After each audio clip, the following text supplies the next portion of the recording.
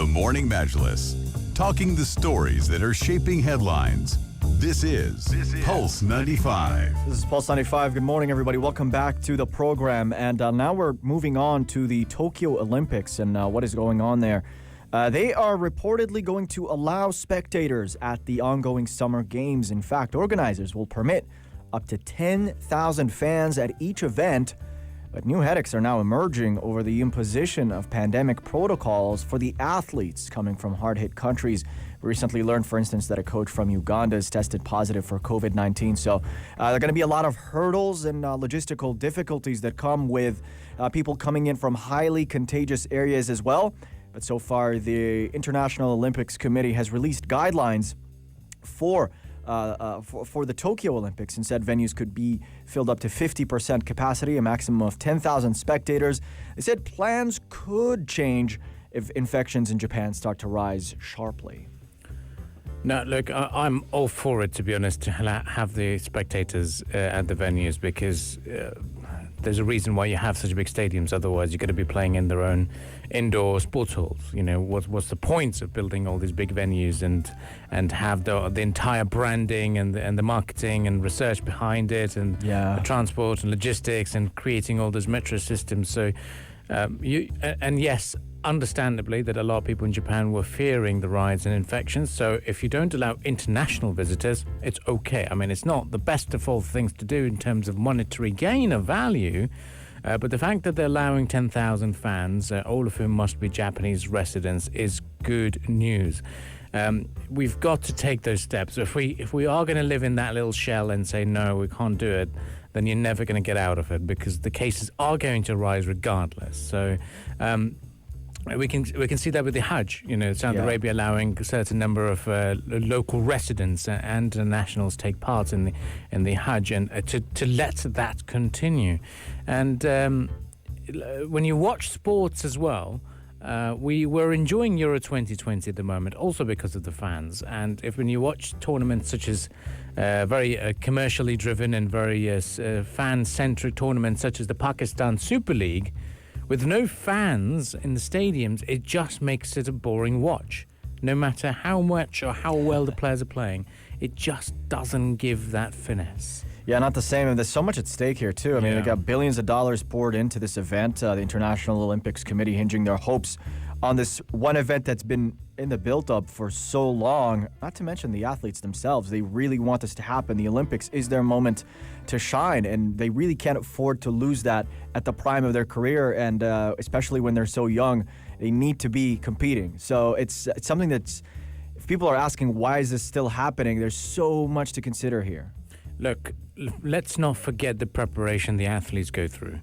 And yes, when the Olympics got delayed, this was the first time they were postponed in the history of modern Olympics, which dates back to 1896. This is a historical tournament. Yes, amongst the modernists, let's say, they would say the Olympics hold no relevance these days. No one really watches it. But no, TV subscriptions increase. People, network providers increase their prices to watch the Olympics.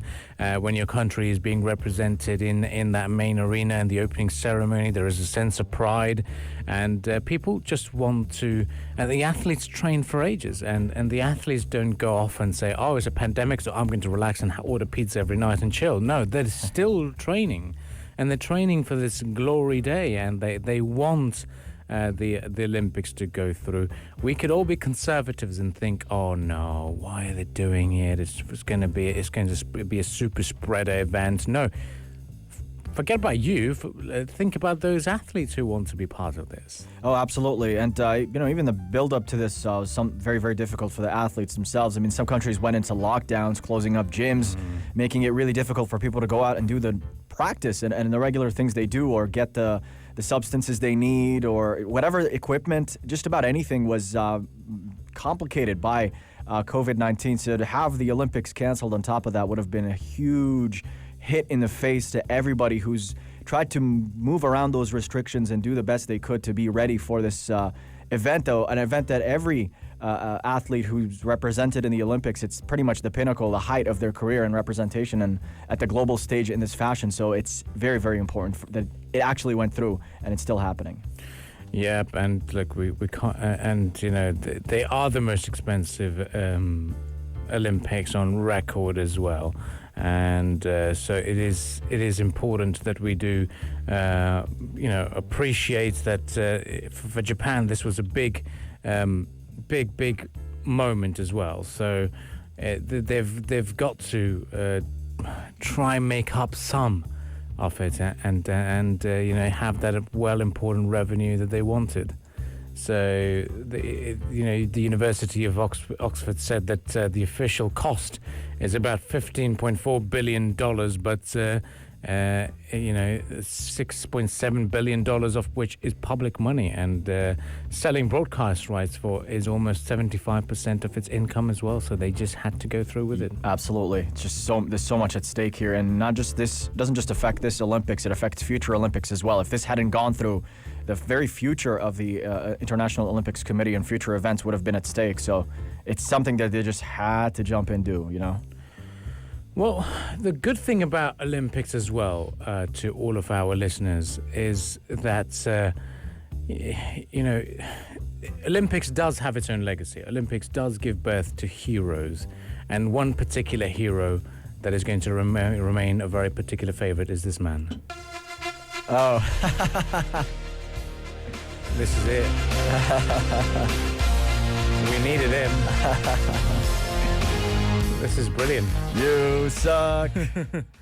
Yeah. Kurt Angle theme from professional wrestling. I love it. Exactly. Good old times. Good old vibes for Mr. Kurt Angle. We are going to remember him as well as being one of the Olympic heroes that they had, for sure, back in the days. But so he was really an Olympian. It wasn't just something he made up as part of his character. He was an Olympic wrestler. Amazing. Yeah, he was an Olympic amazing. wrestler. He's a gold medalist as well. So kudos to Mr. Kurt Angle as well.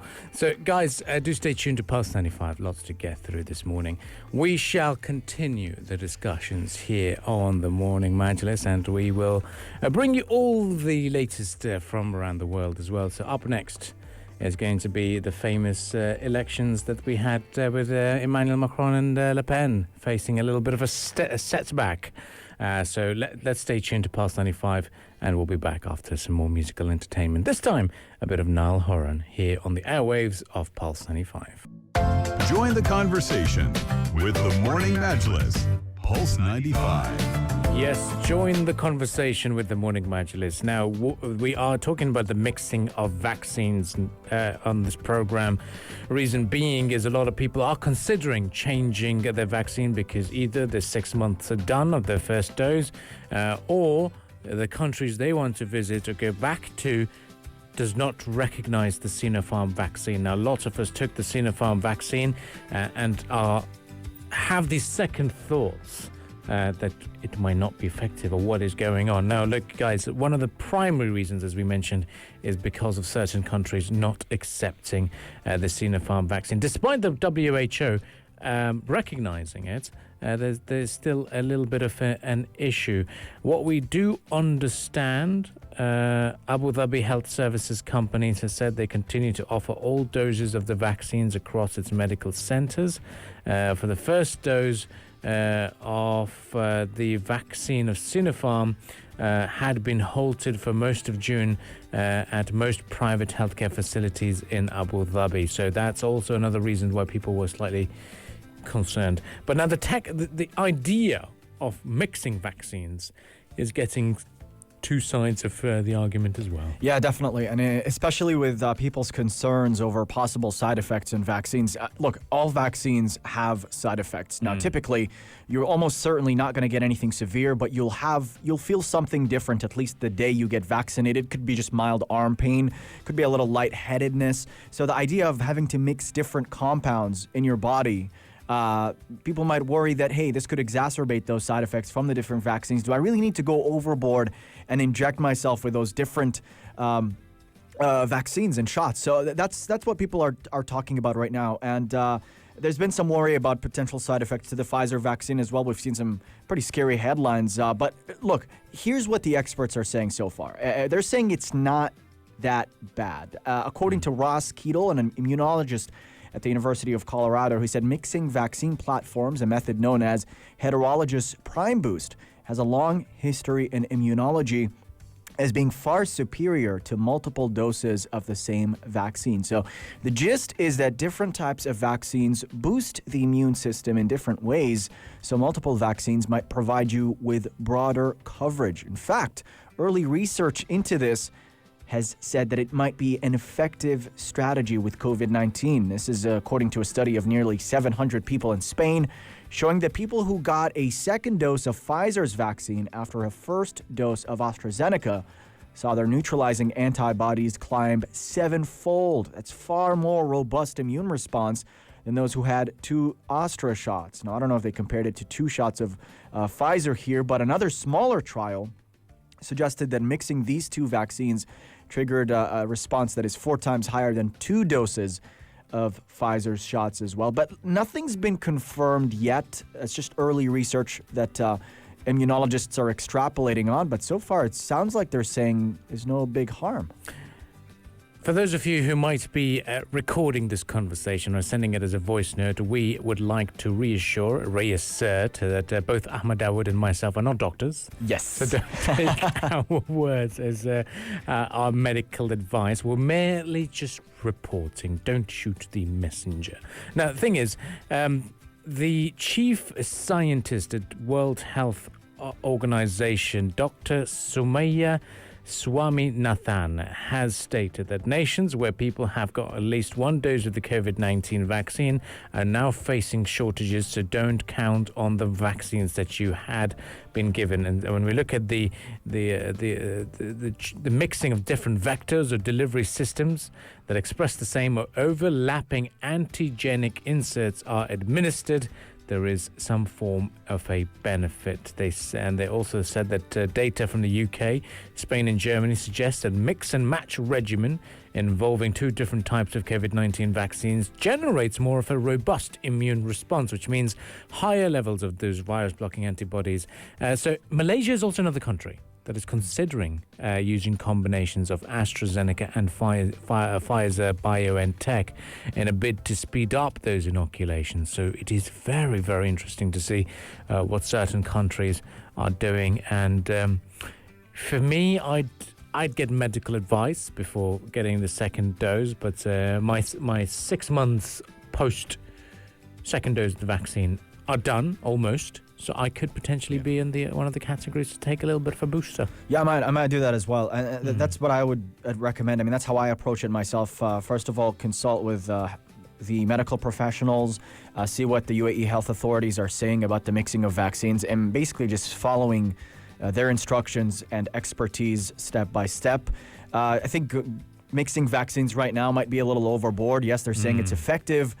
But to me, at least, this is my opinion. I'm not a doctor. I'm not an expert. This is just my personal opinion. I'd rather stick to the minimum guidelines being provided by the UAE health authorities, because when it comes to getting those shots, yeah, they've done studies on them, but in terms of long-term safety and future effect, that hasn't still been 100% established. You have to do your part, your duty in getting the vaccine shot, but if you're going to be dabbling in many more shots and putting those in your body, you never know what that's going to do in the long term. So I'd rather play it safe for now and just follow the minimum instructions given, play my role as best as I could, and not get too greedy about it just yet, unless they tell us that the current shots are not effective enough and we might have to get boosters. Then yes, I would definitely follow that. Exactly. So now we just have to look at what the authorities are doing and what's happening. So to book a vaccine in the United Arab Emirates, once again, you can obviously contact the private healthcare providers. You can also use the COVID-19 UAE app. It does give you an option to choose Pfizer or Sinopharm.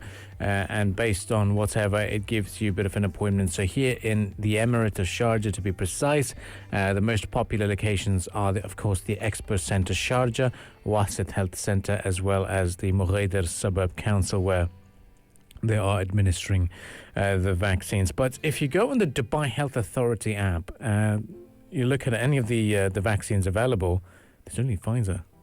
You know, you go through and there's only Pfizer holds. That's where you can get those vaccinations. So consider that as well if you were one of those late joiners. Now, one of the reasons why, as we mentioned earlier, people are considering is because of the home country's requirements. For example, shout out to my other half, who hails from Canada. In Canada, they're looking at lifting the entry restrictions, but only the approved vaccine are the ones that will be allowed. So the approved vaccines are authorized by Health Canada, include Pfizer, Moderna, AstraZeneca, Covishield, and Johnson & Johnson. So no Sinopharm. Oh, yeah, that's big. So that affects people. Now, I was planning my summer holidays, and I was thinking, you know what, I'll go to Greece, and explore other European countries. So I can go to Greece, I can go to Turkey, I can go to Switzerland, but I can't go to Germany because Germany needs Pfizer. Oh well, tricky. Not cool at all. So what can we do, guys? There's nothing I could do apart from potentially exploring the idea of getting a mixed dose. So you never know. I'll consult my doctor as we would encourage you to do so as well. Don't just jump on the bandwagon and say everyone's getting Pfizer. I want to be Pfizer-fied. Just take it easy and don't panic too much. Exactly, and. The big takeaway as well, I mean, from what I read just now, is that researchers are still looking at the impact of mixing various shots because every vaccine works differently. They all have different mechanisms in operation. For instance, one expert was saying, hey, you mix Moderna and Pfizer, they're largely indistinguishable from an immunological perspective because of the similar way they function. So it may not make a big difference. So it's something they're still looking at and evaluating, but I mean, those are great reasons. Travel, efficacy, those are still things that are being ironed out and figured out, and you just play it cautiously and see what the experts are saying. But yeah, no conclusive answer has been offered just yet by experts on whether or not mixing is a good idea, but they haven't come out and said, this is bad for you. They said it might even be good. Well, I'm just going to quote a study that was quoted by Bloomberg as well before everyone says Abdul Karim and Ahmed Dawood said this to us. Okay, a study of nearly 700 people in Spain showed that people who got a second dose of Pfizer's vaccine after a first dose from AstraZeneca saw their neutralizing antibodies climb 7 times. Intense. Another small trial suggested that mixing the two vaccines triggered antibody responses about 4 times higher than just 2 doses of Pfizer's shot. And now for people who are confused, to understand a bit more, Pfizer and Moderna use a new technology called messenger RNA, which spurs healthy cells to produce the viral proteins that stimulate a potent immune response. The AstraZeneca vaccine employs a chimpanzee adenovirus to help the immune system identify and battle the coronavirus, while Sinovac uses an inactivated virus to ward off the infection, which is also what Sinopharm does. So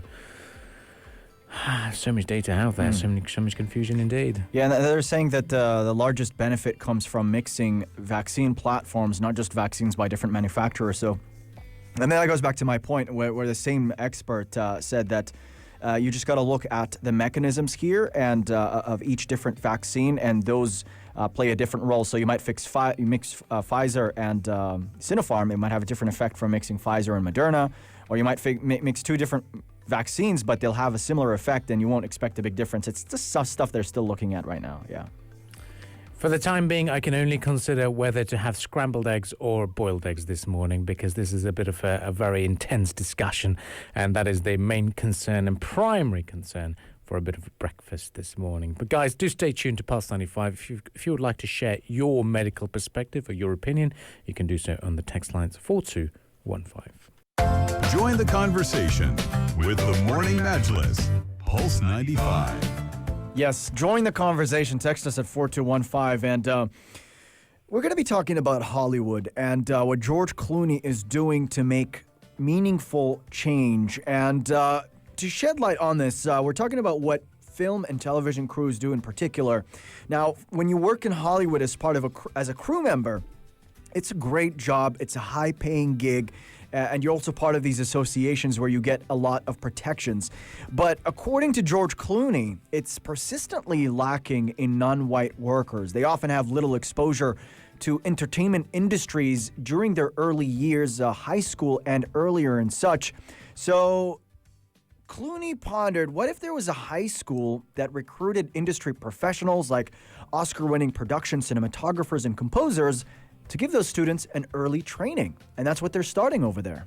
This is very important. I think it's good to get everyone into this limelight as well, and this dream of finally being on the silver screen or working towards it and getting a chance for it. So the Magnet School is intended to diversify the pipeline of cinematographers, engineers, visual effects artists, other technical workers as well. And George Clooney said to the publication that we thought this would be a lot longer process, but we found we're pushing an open door. Nobody's better at guilting a studio or union or guild into stepping up. It's what we do. The high school is expected to open in autumn 2022, and 120 students will be joining with a budget of $7 million. So their aim is to better reflect the diversity of the country. That's right. And the reason they're doing this is according to a study by University of SC's Annenberg Inclusion Initiatives. They said there are no women of color as directors of photography in the top 300 movies from 2016 to 2018. So they're saying that there's a diversity problem in Hollywood, not just when it comes to actors and directors, but also crew members as well. So this is a creative way to improve hiring, to enhance diversity there as well. And even when you put all of that aside, it's just pretty cool that kids, high schoolers, are being taught concrete skills that they could translate to a meaningful career. Because sometimes people might say, oh, I'm doing this in school, this is useless. What am I learning for here? But now they're actually giving them skills that they could impart on their future careers, and this is pretty great. It is pretty great indeed, and it's good to get the young ones involved early on, because traditional schools don't teach you saying, oh, this is how you work or operate a camera, this is the editing and visual effects, and these are the career opportunities. Because what really happens is, we might be generalizing here, that people do follow what their own ethnic heroes are doing. So let's say, for example, the general analysis that when there's people from the South Asian origin, they're groomed to become engineers, doctors, or even to become, let's say, work in financial services companies, because PwC and all these, the big four, are the be-all and end-alls. You've got to end up there. The world of cinema is not you. Or they aspire to be Bollywood, for example, saying, okay, now I can see my Shah Rukh Khans and Salman Khans and wherever, I can become one of those, and they try to do that. But when it comes to Hollywood, there's a little bit of a restriction, because most of the amazing movies, amazing Oscars that we've seen is either, let's say, Caucasian actors, or even African Americans as well. But you don't see many South Asian actors evolving that quickly, or even Arab actors. We've seen Rami Malek's success, which is great, and he did an exceptional job, because and the movie didn't even showcase. Obviously, the character was of the Parsi origin, but to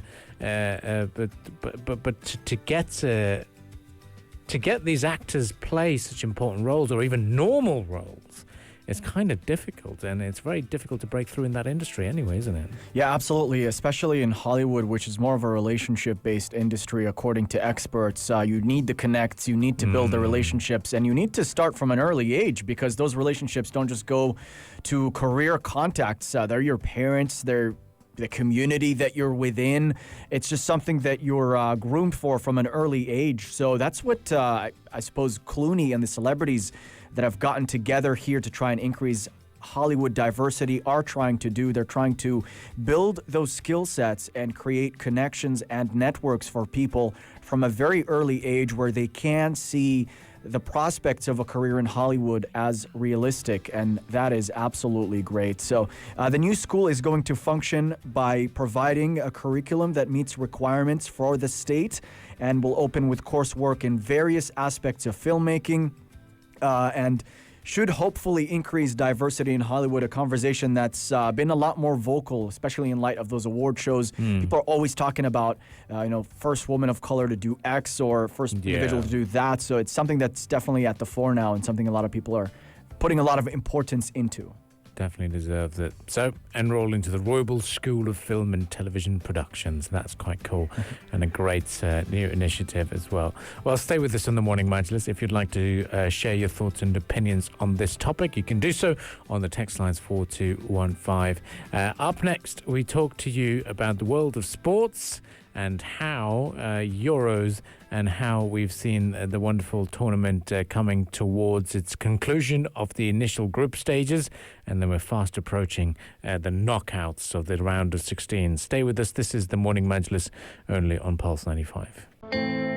If you liked this episode of the Morning Majlis, drop a like and subscribe. 95. Be sure to follow us on Instagram for all our daily updates and top stories. Pulse.